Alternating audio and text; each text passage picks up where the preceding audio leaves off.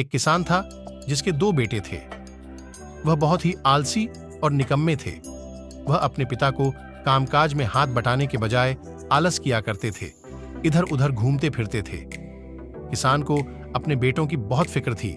वह सोचते थे कि मेरे मरने के बाद इनका क्या होगा, यह अपना पेट कैसे भरेंगे, अपने परिवार को कैसे संभाल पाएंगे। किसान की हालत बहुत ही गंभीर थी। कहने का मतलब किसान मरने की हालत में था। तभी किसान ने अपने दोनों बेटों को बुलाकर उनसे कहा कि हमारे खेत में एक खजाना गढ़ा हुआ है, लेकिन वह किस जगह है उसकी जानकारी मुझे भी नहीं है, लेकिन खोदने बाद तुम्हें वो खजाना मिल जाएगा। इतना कहकर किसान भगवान को प्यारे हो गए।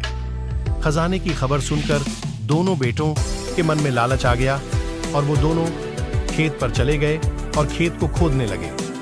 खजाने के लालच में कुछ ही दिनों में पूरे खेत को खोदने के बाद वह घर जाकर बैठ गए और वह अपने पिता को कोसने लगे।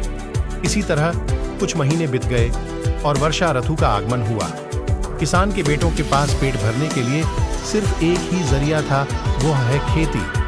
तब बाकी किसानों की तरह किसान के बेटों ने खेत में बीज बोने शुरू कर दिए। वर्षा का पानी पाकर वह बीज अंकुशित हुए और देखते ही देखते खेत लहराने लगे।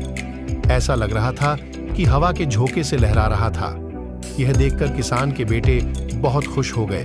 उनको समझ आ गया कि परिश्रम ही सच्चा धन होता है और वो उसी तरह से अपने पिता के शब्दों का मोल भी समझ गए और अपने कामकाज में लग गए।